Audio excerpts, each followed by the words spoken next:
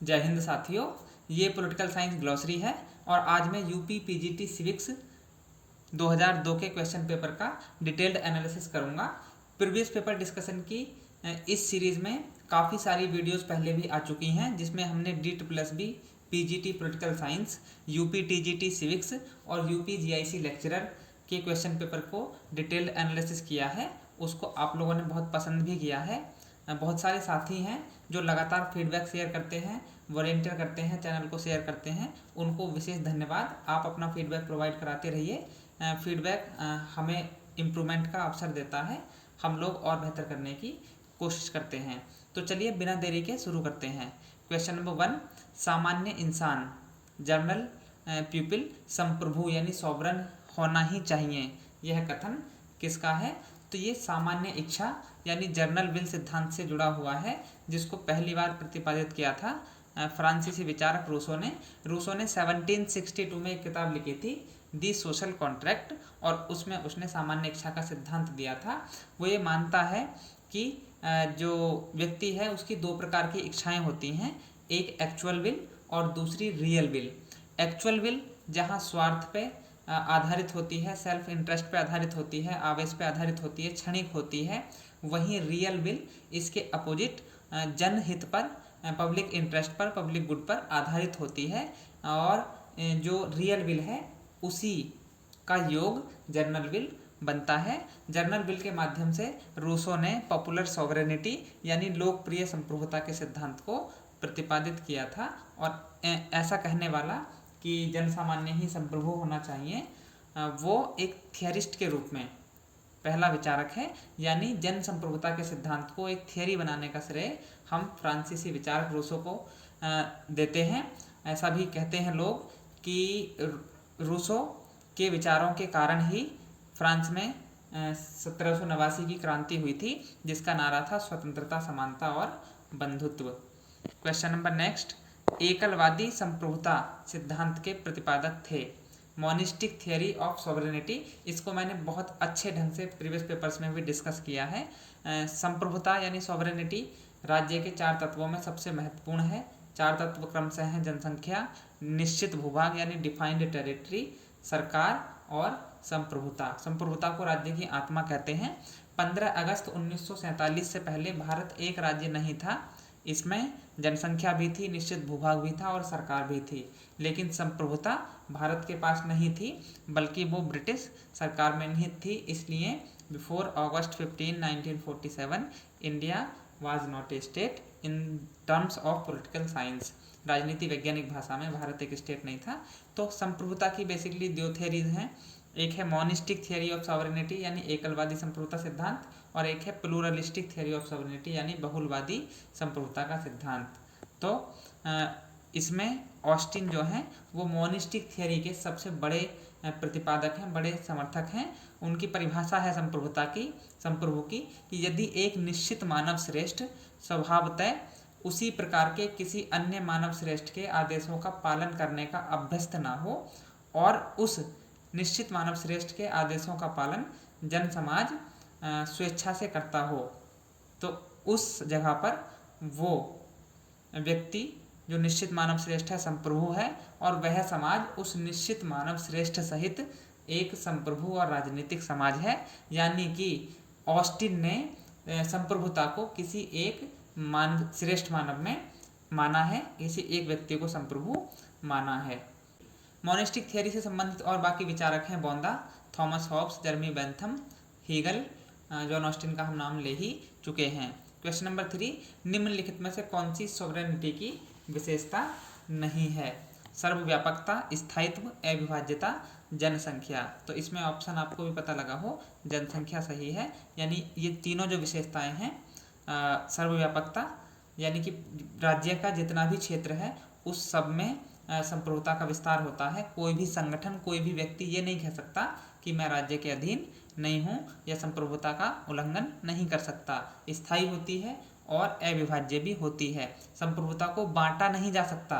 एक क्वेश्चन ये उठता है कि क्या फेडरल स्टेट में, जहाँ पर संघात्मक शासन होता है, शक्तियों का विभाजन संघ और उसकी इकाइयों, उसकी यूनिट्स के बीच किया जाता है, तो क्या वहाँ पर संप्रभुता विभाजित होती है? इसका आंसर है नहीं होती है। संप्रभुता एक ही जगह पर होती है, वो केवल शक्तियों का विभाजन होता है। यदि संप्रभुता विभाजित हो जाती है, दो जगह हो जाती है, इसका बहुत सिंपल अर्थ निकलता है कि वो दो स्टेट बन गए हैं। क्वेश्चन नंबर 4, राज्य न ही ईश्वर की रचना है, न ही श्रेष्ठ शारीरिक बल की, और न ही प्रस्तावों एवं सम्मेलनों की कृति है, ना ही यह परिवार का विस्तार मात्र है। तो ये जो कोट है ये है जेम्स विल्फोर्ड गार्नर की, उनकी एक किताब है पॉलिटिकल साइंस एंड गवर्नमेंट। उनका एक कोट, उनकी एक परिभाषा लगातार पूछी जाती है कि political science begins and ends with the state, राजनीति विज्ञान का प्रारंभ और अंत राज्य के साथ होता है। इस वाले कोट की थोड़ा सा एनालिसिस करते हैं। राज्य न ही ईश्वर की रचना है, यानी कि ये जो डिवाइन थियरी ऑफ स्टेट है उसको भी नेगलेक्ट करता है, न श्रेष्ठ शारीरिक बल की, फिजिकल फोर्स की, यानी कि जो फोर्स थियरी है, शक्ति सिद्धांत है, उसको भी नेगलेक्ट कर रहा है, ना ही प्रस्तावों और सम्मेलनों की, यानी संविदा सिद्धांत को भी नहीं मान रहा, और ना ही परिवार का विस्तार मात्र है, ना ही ये ऐतिहासिक सिद्धांत को मान रहा है। तो इसमें इन्होंने चारों ही सिद्धांतों को नाप दिया है। क्वेश्चन नंबर 5, राज्य शब्द का पहली बार प्रयोग किसने किया? अब मैंने पहले भी बताया है कि मैकियावेली प्रथम आधुनिक राजनीतिक विचारक है, फर्स्ट मॉडर्न पॉलिटिकल थिंकर है। स्टेट का जिस अर्थ में हम आज प्रयोग करते हैं, राष्ट्र राज्य के अर्थ में, एक संप्रभु राज्य के अर्थ में, उसको पहली बार इटालियन विचारक मैकियावेली ने प्रयोग किया था। उसकी दो किताबें हैं, एक किताब है दी प्रिंस 1513 में प्रकाशित हुई थी, और उसके बाद है दूसरी किताब दी लिवी करके। तो मैकियावेली मैंने बताया पहला आधुनिक राजनीतिक विचारक है। उसने धर्म और राजनीति या नैतिकता और राजनीति को अलग अलग किया, और ये कहा कि सार्वजनिक जीवन में नैतिकता को राजनीति के अधीन ही होना चाहिए। अपने इन्हीं यथार्थवादी विचारों के लिए कई बार उसकी तुलना भारतीय राजनीतिक चिंतक कौटिल्य से की जाती है, और कौटिल्य को कई बार भारत का मैकियावेली भी कहा जाता है। उसने स्टैटो शब्द का प्रयोग किया था, STATO। आपको पता हो कि प्लेटो और अरिस्टो के समय सिटी स्टेट्स यानी नगर राज्यों की संकल्पना विद्यमान थी। वो बहुत छोटे छोटे राज्यों की कल्पना थी उनकी, लेकिन राष्ट्र राज्य की जनसंख्या, उसका क्षेत्रफल बहुत विस्तृत है। उदाहरण के लिए भारत को देखें तो 1 अरब 30 करोड़ के आसपास इसकी जनसंख्या है, जबकि प्लेटो केवल 5040 बताता है आदर्श राज्य की जनसंख्या। रूसो का भी क्वेश्चन पूछा जाता है, उसने 10,000 बताई थी। राज्य की उत्पत्ति का पैट्रियार्कल थियरी जुड़ा हुआ है, किसके साथ जुड़ा हुआ है? ऑप्शन बी सही है, हेनरी मैन के साथ। ये बेसिकली इतिहास के विद्वान हैं, और इन्होंने दो किताबें लिखी, एक है एंशियंट लॉ, दूसरी है अर्ली हिस्ट्री ऑफ इंस्टीट्यूशंस। एक किताब और भी है इनकी, स्टेट एंड नेशन करके, तो इन बुक्स को भी याद रख लीजिएगा। और पितृसत्तात्मक सिद्धांत जो है, जिसमें जो सबसे बड़ा पुरुष है परिवार का, उसको परिवार का मुखिया माना जाता है, बेसिकली हेनरी मैन से जुड़ा हुआ है, और भी कई विचारक इससे जुड़े हुए हैं। क्वेश्चन नंबर 7, जॉन लॉक ने किस में अंतर किया? ये बहुत महत्वपूर्ण है। ऑप्शन ए सही है, उसने राज्य और सरकार में अंतर किया। एडी आशीर्वादम की किताब है पॉलिटिकल थियरी पे, मैं उसको अक्सर रिकमेंड भी करता हूँ। एडी आशीर्वादम की किताब की बहुत खास विशेषता ये है कि कुछ बच्चे शिकायत करते हैं अक्सर कि सर हमने पढ़ा तो बहुत है, लेकिन जब हम एग्ज़ाम में बैठते हैं तो एग्ज़ाम की जो लैंग्वेज है वो समझ में नहीं आती है। तो एडी आशीर्वादम एक ऑथेंटिक टेक्स्ट है, उसमें से मैंने कई बार फील किया है, कई बार देखा है खुद से, कि जो कोट्स हैं, कोटेशंस हैं या स्टेटमेंट्स हैं, वो एज इट इज़ भी पूछ लिए जाते हैं। क्वेश्चन नंबर 8, सीमित सरकार लिमिटेड गवर्नमेंट का सबसे बड़ा समर्थक कौन था? आपको मालूम हो कि सामाजिक संविदा से 3 विचारक जुड़े हुए हैं, हॉब्स, लॉक और रूसो। लेकिन इसमें जहां हॉब्स एक निरंकुश राजतंत्र का समर्थक हो जाता है, निरंकुश राजतंत्र को पोषित करता है अपने विचारों से, वहीं लॉक उसके विपरीत सीमित सरकार, लिमिटेड गवर्नमेंट की बात करता है और सीमित राजतंत्र का समर्थक बनता है। तो लॉक इसमें सही है। लॉक की 2 किताबें बहुत पॉपुलर हैं। पहली है 1689 की ट्रू ट्रेटाइज ऑन गवर्नमेंट, और फिर है 1692 की एस्से कंसर्निंग ह्यूमन अंडरस्टैंडिंग।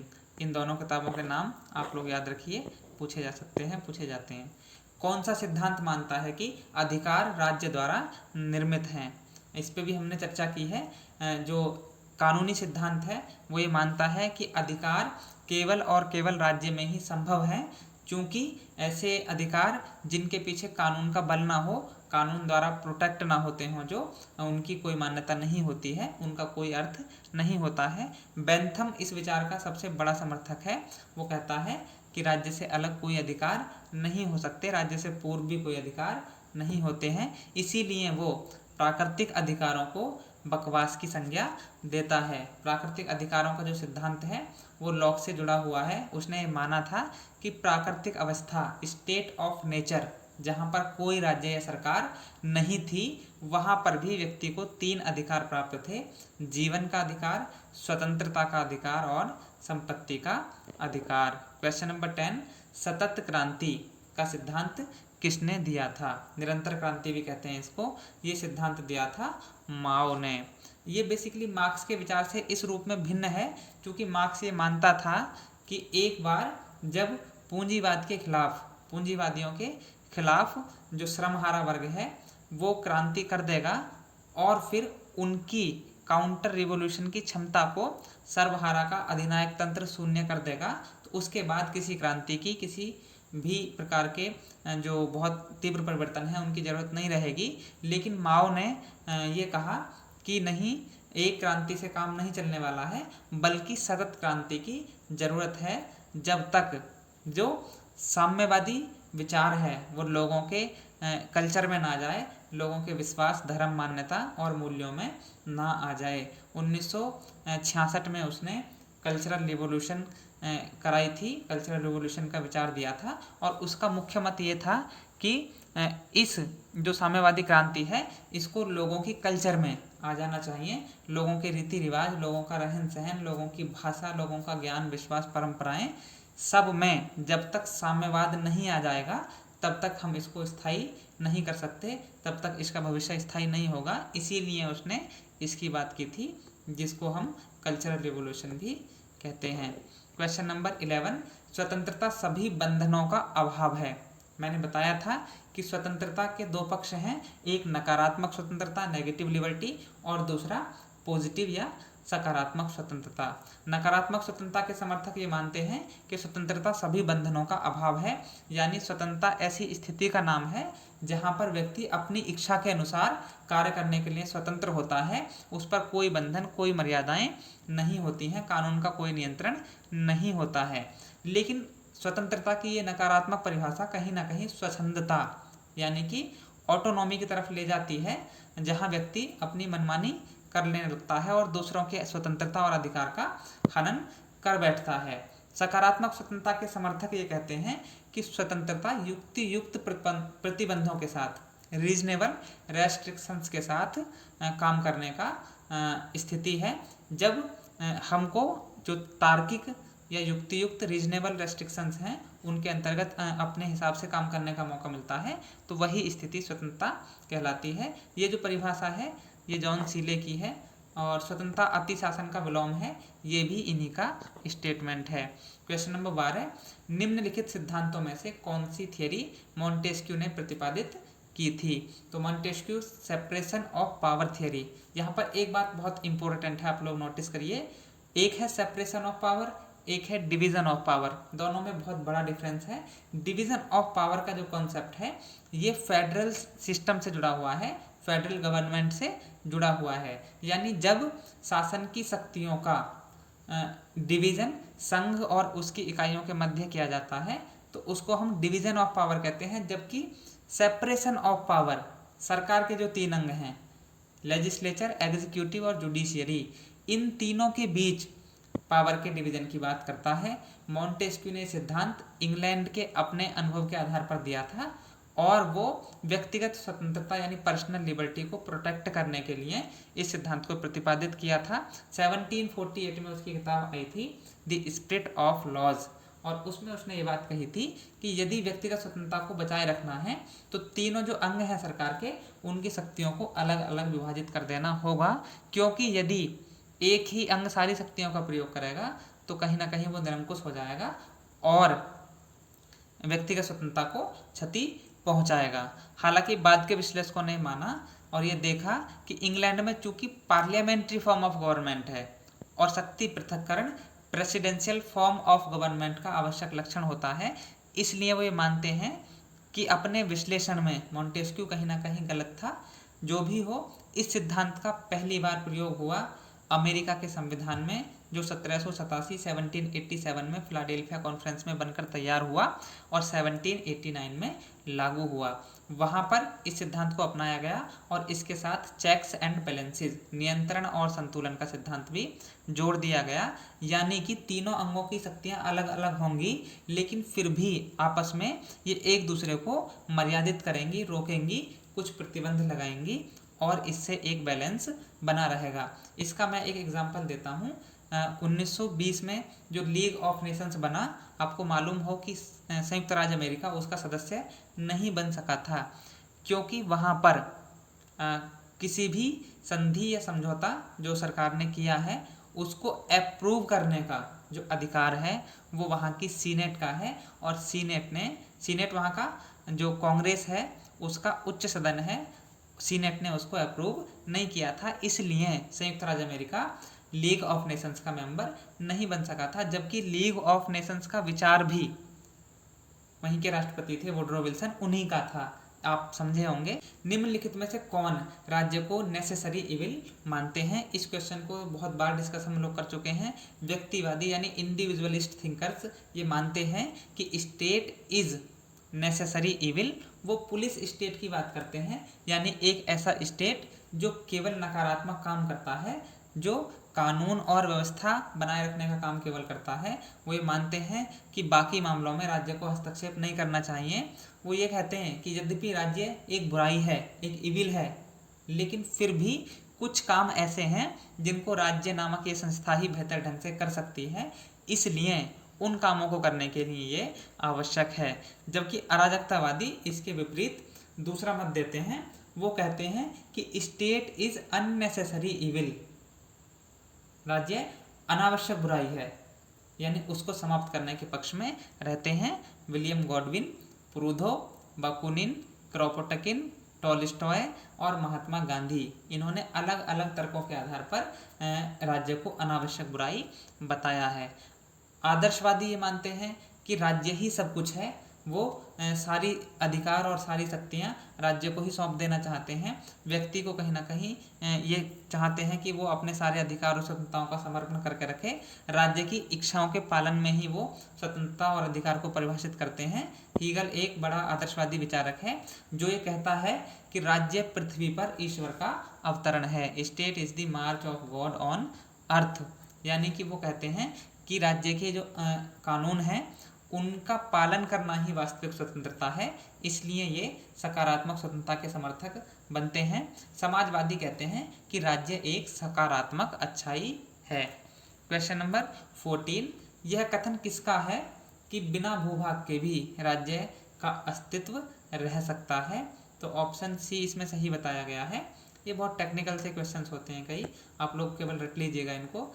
हालांकि राज्य के 4 तत्व होते हैं, मैंने बताया, population, defined territory, government and sovereignty, लेकिन सीले का इसमें बता रहे हैं कि इन्होंने माना कि भूभाग जो है, निश्चित भूभाग, वो राज्य का आवश्यक तत्व नहीं है, इसके बिना भी राज्य का अस्तित्व हो सकता है। Political science begins and ends with the state, इस पर हम कोई चर्चा नहीं करेंगे, ये है जेम्स विल्फोर्ड गार्नर का स्टेटमेंट। क्वेश्चन नंबर 16, निम्नलिखित में से कौन प्लूरलिज्म के सिद्धांत का समर्थक नहीं है? तो गियर के, मैटलैंड, GDH कॉल और Figgis, MP Follett, MacIver, Harold Joseph Laski, ये सब विचारक जो हैं ये प्लूरलिज्म से जुड़े हुए हैं, बहुलवाद से जुड़े हुए हैं। बहुलवादी बेसिकली ये मानते हैं कि संप्रभुता केवल और केवल राज्य में नहीं होती है, बल्कि बहुत सारे समुदाय और संगठन भी संप्रभुता में साझा करते हैं। क्योंकि वो भी व्यक्ति के कुछ हितों की पूर्ति करते हैं इसलिए, और राज्य भी। हालांकि ये मानते हैं कि राज्य बड़े हितों की पूर्ति करता है, वो ज़्यादा हितों की पूर्ति करता है, लेकिन केवल राज्य ही सभी हितों की पूर्ति करता हो ऐसा बिल्कुल भी नहीं है। इसलिए वो निरंकुश संप्रभुता के विरोध में खड़े होते हैं और संप्रभुता को अलग अलग संघों में देखते हैं। तो इसमें ऑप्शन बी सही है, हॉब्स निरंकुश संप्रभुता का समर्थक है। क्वेश्चन नंबर 17, जॉन लॉक किस देश के निवासी थे? जॉन लॉक संविदावादी विचारक हैं, आपको मालूम होगा। ये ब्रिटेन के थे, हॉब्स भी ब्रिटेन के थे, और इसके बाद जो टी.एच. ग्रीन हैं वो भी यहीं के थे। जर्मनी से थे कार्ल मार्क्स सबसे प्रमुख, और उसके बाद मैक्स वेबर। फ्रांस से थे रूसो और वोल्टेयर। क्वेश्चन नंबर 18, निम्नलिखित में से कौन मॉडर्न इंडिविजुअलिज्म का प्रणेता माना जाता है? ऑप्शन ए सही है, ग्राहम वालास। इनकी एक पुस्तक आई थी 1908 में 1908 में, ह्यूमन नेचर इन पॉलिटिक्स। और राजनीति विज्ञान में राजनीति के अध्ययन और विश्लेषण में मनोविज्ञान का प्रयोग होना चाहिए, ये इस बात के बहुत गंभीर समर्थक थे। 1908 में ही एक और किताब प्रकाशित हुई थी, उसका टाइटल था the process of government, A study of social pressure, और इसको लिखा था आर्थर बेंटले ने। उसने राजनीति में समूहों के अध्ययन को बहुत महत्व दिया था। ये क्वेश्चन आपसे पूछा जाएगा। क्वेश्चन नंबर नेक्स्ट, ईश्वर ने जिसने हमें जीवन प्रदान किया उसी समय उन्होंने स्वतंत्रता भी प्रदान की थी। यह कथन किसका है? ये जेफरसन का कथन है, यानी कि स्वतंत्रता मानवीय स्वभाव का आवश्यक अंग है। ईश्वर ने जब हमें जीवन दिया उसी समय हमको स्वतंत्रता भी दी थी। लिबर्टी शब्द लिया गया है, तो लिबर्टी शब्द लैटिन भाषा के लिबर शब्द से निकला है, जिसका अर्थ होता है स्वतंत्रता या मुक्ति। क्वेश्चन नंबर 21, जहाँ कानून नहीं वहाँ स्वतंत्रता नहीं, यह कथन किसका है? ये क्वेश्चन थोड़े आसान है, लेकिन जैसे जैसे हम अगले वर्षों के पेपर्स की तरफ बढ़ेंगे तो डिफ़िकल्टी लेवल थोड़ा बढ़ता जाएगा, क्योंकि आजकल कंपटीशन थोड़ा ज़्यादा है, इसलिए क्वेश्चन पेपर की नेचर भी थोड़ी डिफ़िकल्ट होती जाती है। लेकिन क्वेश्चन बनता इन्हीं टॉपिक से है, क्वेश्चन इन्हीं के आसपास बनता है, बस थोड़ा सा हमको अपनी समझ को विकसित करने की ज़रूरत होती है। तो ये कथन है जॉन लॉक का। क्वेश्चन नंबर नेक्स्ट, आर्थिक समानता के अभाव में राजनीतिक स्वतंत्रता एक मिथक है, ये कथन किसका है?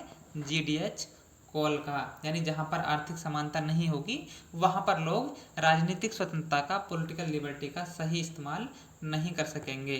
क्वेश्चन नंबर 23, निम्नलिखित में से किस एक थिंकर ने स्वतंत्रता तथा समानता को एक दूसरे का पूरक बताया? तो ये कथन है मैकाइवर से जुड़ा हुआ।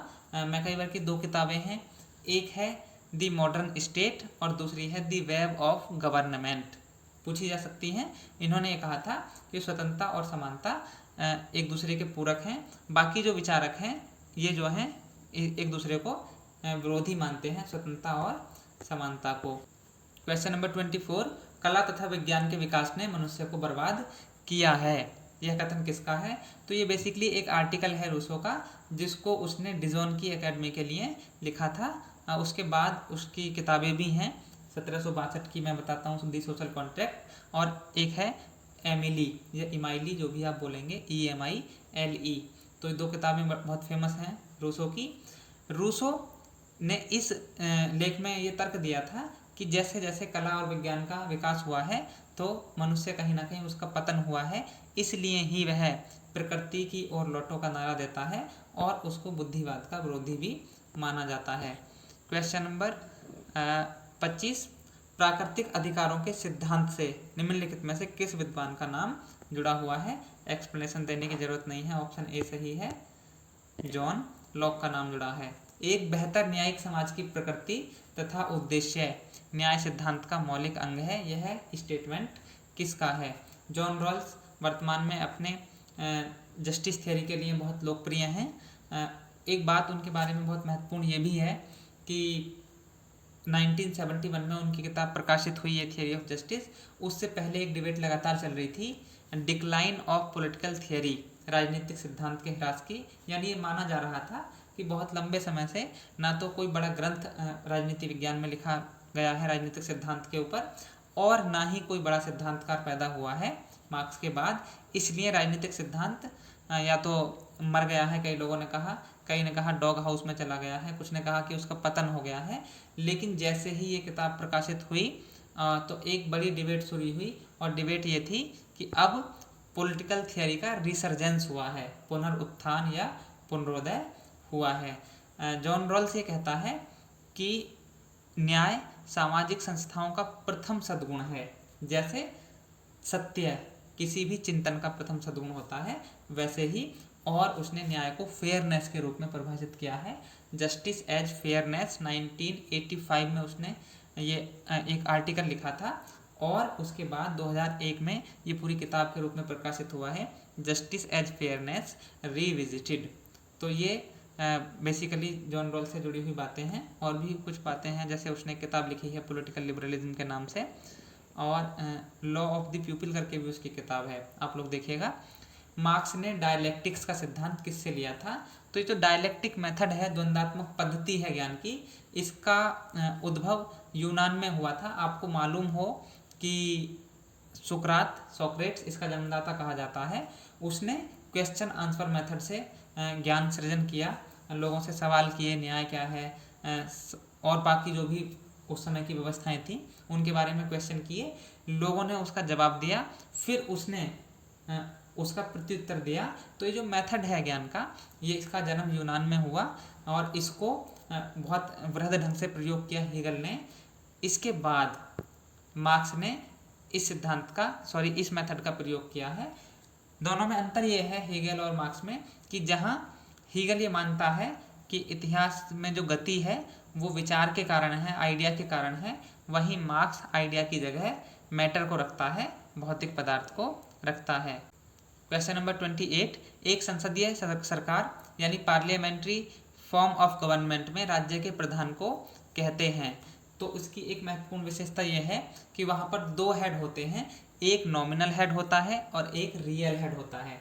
जो हेड ऑफ द स्टेट होता है, जैसे भारत में राष्ट्रपति और ब्रिटेन में वहाँ का सम्राट, तो वो नॉमिनल हेड होते हैं, नाम मात्र के प्रधान होते हैं। जबकि जो हेड ऑफ द गवर्नमेंट होता है, जैसे प्रधानमंत्री भारत में भी और ब्रिटेन में भी, तो वो वास्तविक शक्तियों का प्रयोग करते हैं। तो इसलिए हेड ऑफ द स्टेट को हम क्या कहते हैं? नाम मात्र का प्रधान, और वो नाम मात्र की शक्तियों का प्रयोग करता है। यद्यपि सारी शक्तियों का प्रयोग उसी के नाम पे होता है। भारतीय संविधान का आर्टिकल 77 यही कहता है कि संघ के सभी कार्यपालिका कृत्य राष्ट्रपति के नाम पर होंगे, लेकिन वास्तव में इन फैक्ट इन प्रैक्टिस उन सभी शक्तियों का, उन सभी अधिकारों का प्रयोग कौन करता है? प्रधानमंत्री और उसकी मंत्रिपरिषद करती है। प्रेसिडेंशियल सिस्टम में कैबिनेट के सदस्य जिम्मेवार होते हैं। रेस्पॉन्सिबल किसके प्रति होते हैं? तो वो राष्ट्रपति के प्रति होते हैं। अध्यक्षात्मक शासन व्यवस्था का आदर्श मॉडल अमेरिका है, और वहाँ पर जो राष्ट्रपति के मंत्री होते हैं वहाँ पर तो बल्कि उनको सेक्रेटरी कहा जाता है, तो वो राष्ट्रपति के प्रति ही उत्तरदायी होते हैं। इसके विपरीत पार्लियामेंट्री फॉर्म ऑफ गवर्नमेंट में जो मंत्रिमंडल होता है या मंत्रिपरिषद होती है, वो लोकसभा, जैसे भारत में लोकसभा के प्रति, इंग्लैंड में कहेंगे तो लोक सदन के प्रति, यानी कि जिस भी देश में जो भी नाम है वहाँ के लोकप्रिय और या निम्न सदन का, उसके प्रति सामूहिक रूप से कलेक्टिवली रेस्पॉन्सिबल होते हैं। भारतीय संविधान का आर्टिकल 75/3 ये कहता है कि मंत्रिपरिषद सामूहिक रूप से लोकसभा के प्रति उत्तरदायी होगी। ठीक वैसी ही व्यवस्था है राज्य स्तर पर भी, क्योंकि भारत में संघ और राज्य दोनों स्तर पर पार्लियामेंट्री फॉर्म ऑफ गवर्नमेंट को अंगीकार किया गया है। क्वेश्चन नंबर 30, भारत में लोकसभा के प्रथम अध्यक्ष कौन थे? भारत में लोकसभा अध्यक्ष को स्पीकर कहते हैं। ब्रिटेन में भी बिल्कुल सेम यही बात है, वहाँ पर भी स्पीकर कहते हैं। और भारत के पहले लोकसभा अध्यक्ष थे जीवी मावलंकर, जिनका पूरा नाम था गणेश वासुदेव मावलंकर। 1952 से 1956 तक ये लोकसभा अध्यक्ष रहे। भारतीय लोकसभा की प्रथम महिला अध्यक्षा थी मीरा कुमार, उसके बाद सुमित्रा महाजन रहीं। आजकल ओम बिरला इसके अध्यक्ष हैं, यानी कि स्पीकर हैं लोकसभा के। लोकसभा स्पीकर की दो बहुत स्पेशल पावर हैं। एक तो ये है कि कोई विधेयक धन विधेयक है या नहीं, मनी बिल है या नहीं, ये डिसाइड करने का अधिकार फाइनली लोकसभा अध्यक्ष का होता है। और यदि दूसरा अधिकार है किसी मुद्दे पर, किसी बिल पर पक्ष और विपक्ष में बराबर मत हो जाएं, बराबर मत हो जाने की स्थिति को टाई होना कहते हैं, तो टाई हो जाए तो लोकसभा अध्यक्ष को कास्टिंग वोट यानी निर्णायक मत देने का अधिकार होता है। आम स्थिति में वो मतदान नहीं करता है, ना तो किसी बिल के पक्ष में ना विपक्ष में, लेकिन जब टाई हो जाए तो निर्णायक मत उसी का होता है। क्वेश्चन नंबर 31, लोकसभा की प्राक्कलन समिति एस्टीमेट कमेटी की समय अवधि क्या होती है? तो प्राक्कलन समिति की समय अवधि होती है 1 वर्ष। बेसिकली संसद की 3 वित्तीय समितियां हैं, फाइनेंशियल कमेटीज हैं। पहली लोक लेखा समिति, पब्लिक अकाउंट्स कमेटी, दूसरी प्राक्कलन समिति एस्टीमेट्स कमेटी, और तीसरी है लोक उपक्रम यानी public undertaking committee. Question number 32, Lok Sabha में अनुसूचित जनजातियों को कितनी सीटें दी गई हैं?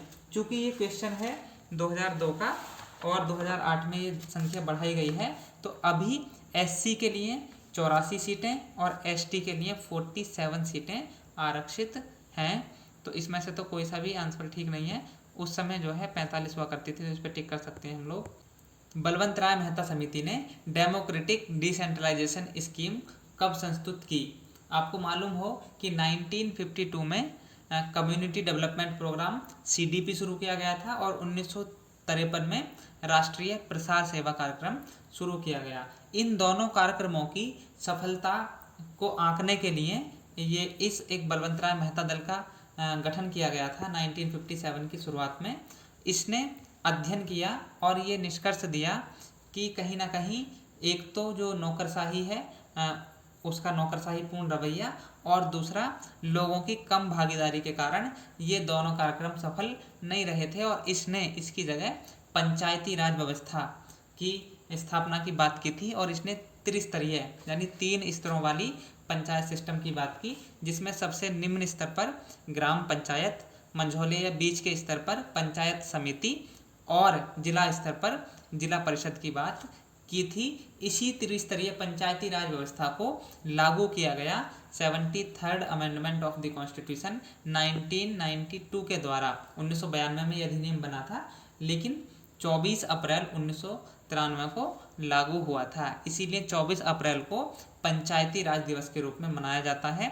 यद्यपि उससे पहले भी भारत में पंचायतें थीं, लेकिन इस संशोधन के द्वारा पंचायतों को संवैधानिक दर्जा दे दिया गया। उसकी सारी प्रक्रिया संविधान में विहित कर दी गई। चुनाव कौन कराएगा ये भी बता दिया गया। राज्य चुनाव आयोग कराता है उसका चुनाव। तो सारी व्यवस्थाएं उसके संबंध में स्पष्ट रूप से कर दी गई। पंचायती राज की शुरुआत अगर हम बताएं स्वतंत्र भारत में, तो 2 अक्टूबर 1959 को 1959 को राजस्थान के नागौर जिले से शुरू हुई थी ये पंचायती राज व्यवस्था। क्वेश्चन नंबर 34, निम्नलिखित में से कौन जनमत का साधन या अभिकरण नहीं है?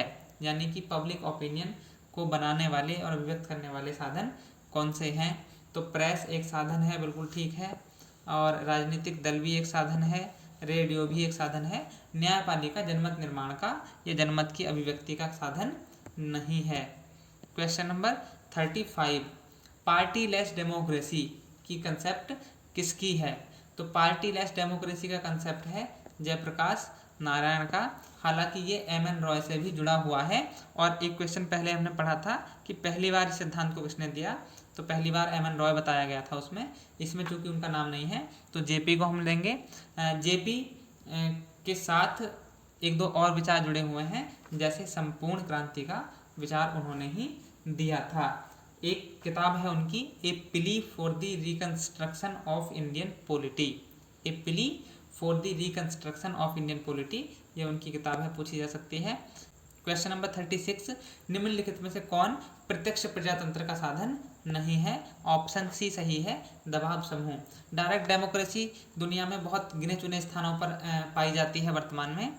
स्विट्जरलैंड को लोकतंत्र का घर कहते हैं, क्योंकि वहाँ पर अभी भी कुछ कैंटन्स में डायरेक्ट डेमोक्रेसी का सिस्टम विद्यमान है। डायरेक्ट डेमोक्रेसी के तंत्र बेसिकली जनमत संग्रह यानी रेफरेंडम, प्लेबिसाइट, इनिशिएटिव और रिकॉल जैसे तंत्र होते हैं। तो दबाव समूह इसमें नहीं है, यही ऑप्शन सही होता है। क्वेश्चन नंबर 37, निम्नलिखित में से कौन सी बुक प्लेटो द्वारा नहीं लिखी गई थी? तो क्रीटो उसी की किताब है, रिपब्लिक भी उसकी किताब है, एपोलॉजी भी उसकी किताब है।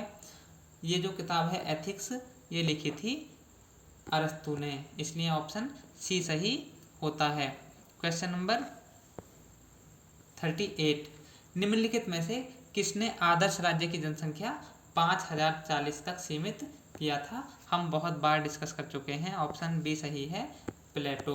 10,000 की जनसंख्या बताई थी रूसो ने। राज्य व्यक्ति से पहले है, state is prior to individual, यह कथन किसका है?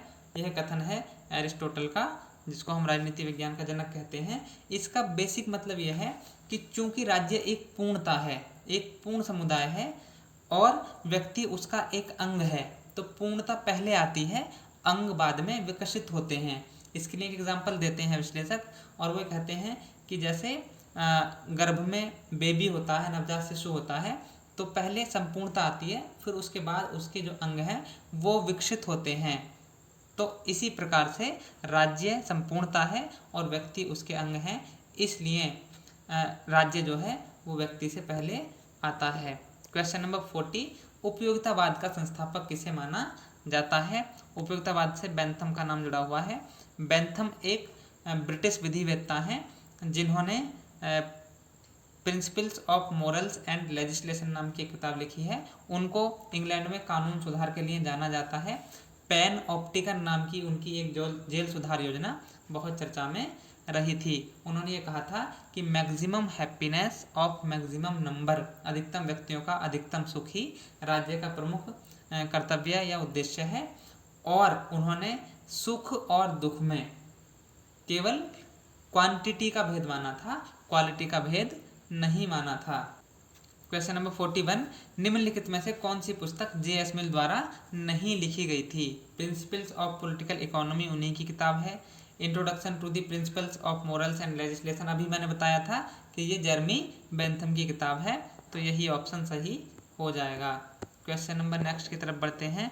ऑन लिबर्टी पुस्तक के लेखक कौन है? इसका पूरा नाम एसे ऑन लिबर्टी है। ये किताब लिखी गई थी 1859 में।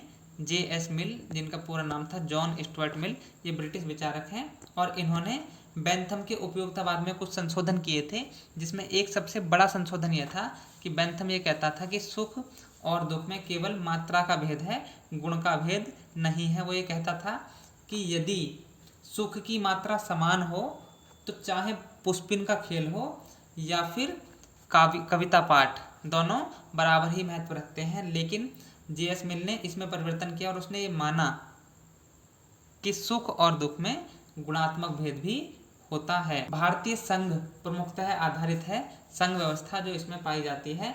तो इंडियन जो यूनियन है वो बेसिकली कनाडाई सिस्टम से मैच करता है।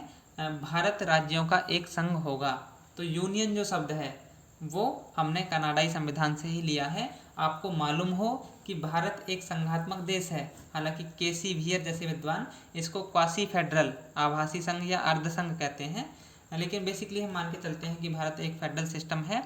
लेकिन कहीं पर भी भारतीय संविधान में फेडरेशन शब्द का प्रयोग नहीं हुआ है, आप लोग ये याद रखिए। एक और महत्वपूर्ण बात बताता चलता हूँ कि भारतीय संविधान में कहीं पर भी बजट शब्द का इस्तेमाल भी नहीं हुआ है, बल्कि उसकी जगह एनुअल फाइनेंशियल स्टेटमेंट शब्द का प्रयोग हुआ है। फॉर एग्जाम्पल आर्टिकल 112 में एनुअल फाइनेंशियल स्टेटमेंट का प्रयोग ही हुआ है। तो इसमें सही ऑप्शन हुआ ऑप्शन ए, यानी कनाडा का संविधान। क्वेश्चन नंबर 44, निम्नलिखित में से किस एक देश में एकात्मक शासन व्यवस्था नहीं है, यानी वहाँ पर फेडरल सिस्टम है? तो चीन का तो हम लोग जानते ही हैं, वहाँ पर एकात्मक होगा क्योंकि साम्यवादी व्यवस्था है।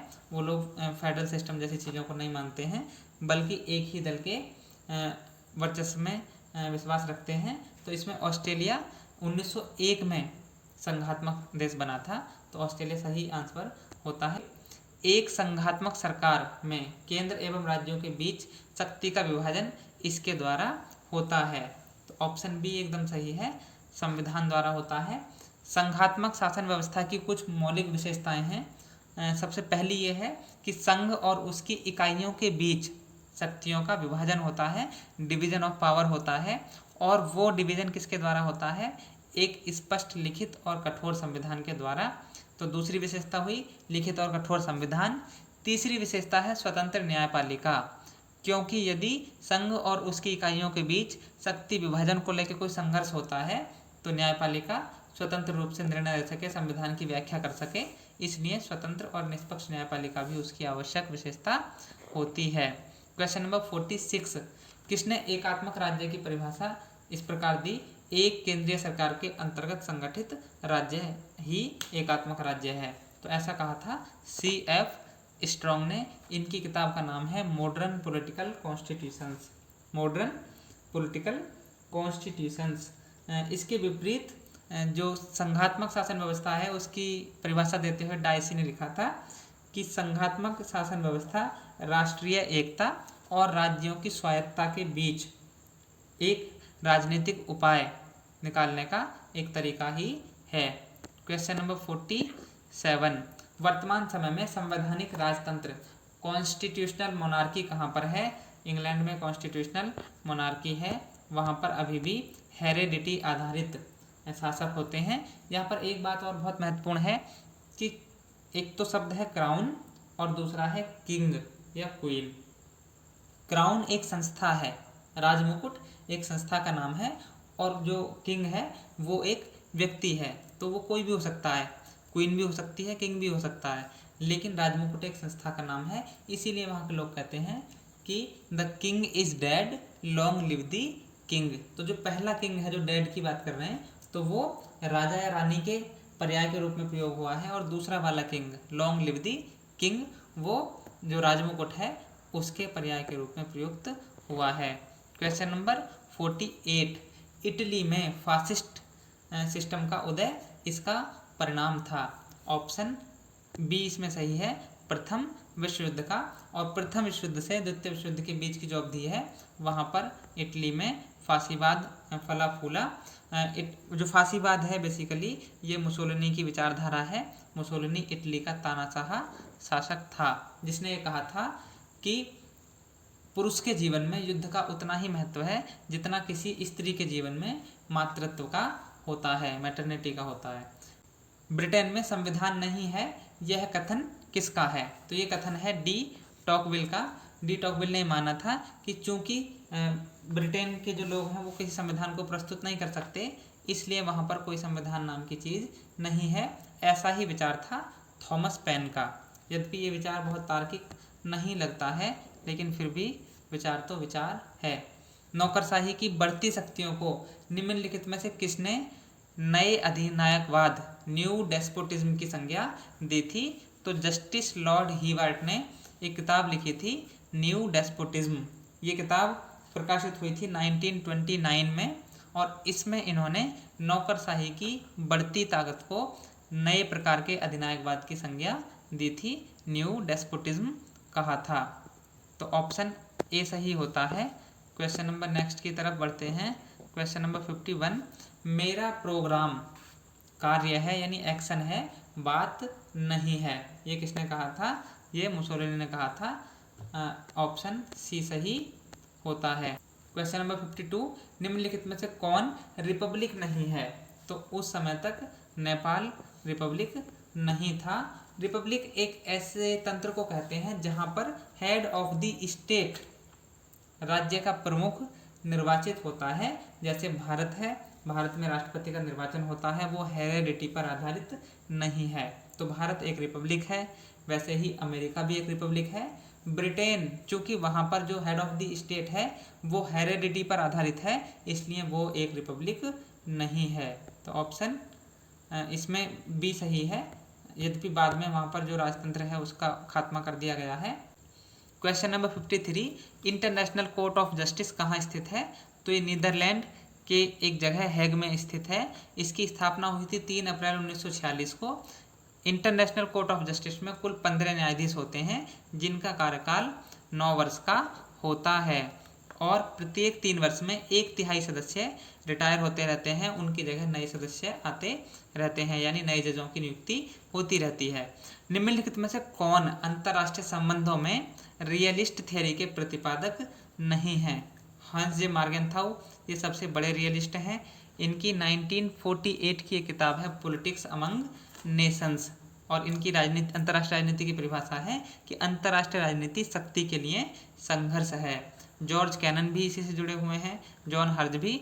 वुड्रो विल्सन बेसिकली आदर्शवादी सिद्धांत से जुड़े हुए हैं, उन्होंने आदर्शवाद के 14 नियम भी बताए थे। क्वेश्चन नंबर 55, निम्नलिखित में से कौन खेल सिद्धांत से नहीं जुड़े हैं? तो ऑर्गेन्स्की, कॉन्डायर और हर्षसानी, ये तीनों जुड़े हुए हैं खेल सिद्धांत से।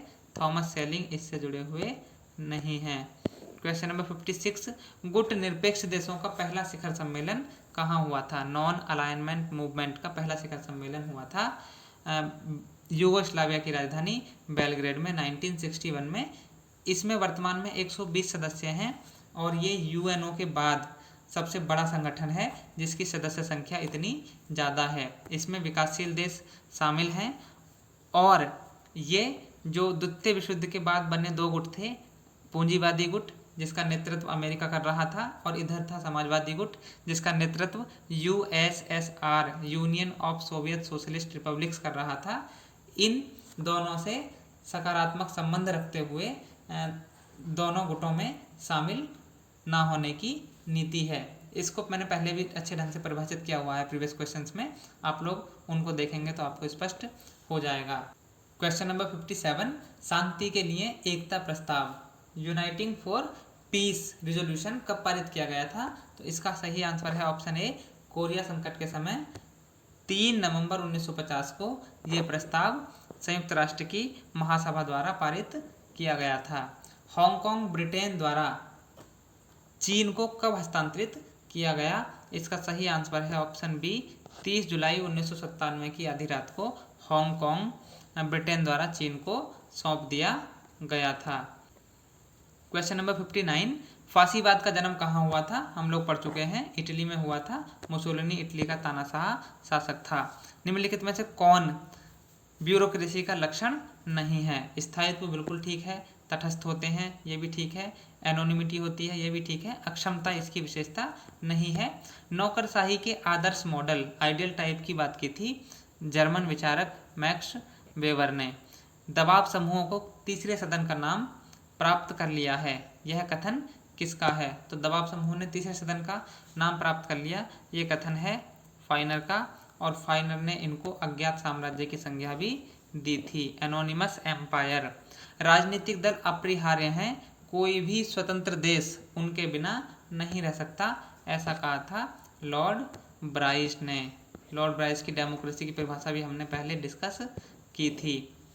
63, निम्नलिखित में से कौन सी पुस्तक कार्ल मार्क्स के द्वारा नहीं लिखी गई है? 1867 दास कैपिटल लिखी गई है, कम्युनिस्ट मैनिफेस्टो 1848 और वैल्यू प्राइस एंड प्रॉफिट भी इन्हीं की किताब है। ग्रामर ऑफ पॉलिटिक्स 1925 में लिखी गई थी हेराल्ड जोसेफ लास्की के द्वारा, ऑप्शन बी ठीक होता है। लाखों लोग मार्क्स को देवता के रूप में पूजते हैं और अन्य लाखों लोग एक दुष्ट के रूप में उससे घृणा करते हैं, ये कथन है मैक्सी का।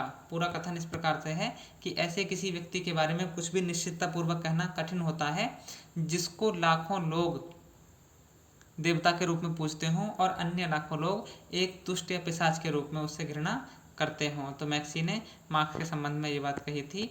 आगे बढ़ते हैं। बहुदलीय व्यवस्था यानी मल्टी पार्टी सिस्टम यहाँ पर नहीं पाई जाती। तो क्यूबा में चूँकि वहाँ पर साम्यवादी व्यवस्था है और साम्यवादी दल ही वहाँ पर एक बड़े दल के रूप में विद्यमान रहता है, तो वहाँ पर बहुदलीय व्यवस्था नाम की कोई चीज़ नहीं है। 66, निम्नलिखित में से कौन सही ढंग से नहीं मिला है? जेएस मिल की किताब है पॉलिटिकल इकोनॉमी, ठीक है। डी टॉकविल की किताब है डेमोक्रेसी इन अमेरिका, ये भी ठीक है। हेगेल फिलॉसफी ऑफ हिस्ट्री, ये भी ठीक है। Lenin critic of political economy, ये गलत है। लेनिन की किताब का नाम है स्टेट एंड रिवोल्यूशन और एक किताब है उसकी what is to be done. Lectures on the principles of political obligation किसकी किताब है? थॉमस हिल ग्रीन की किताब है। उनका एक स्टेटमेंट बहुत फेमस है, बहुत लोकप्रिय है, will not force is the basis of state. इच्छा न की शक्ति राज्य का आधार है। क्वेश्चन नंबर 68, निम्नलिखित में से किस देश ने जुडिशियल रिव्यू की व्यवस्था नहीं है?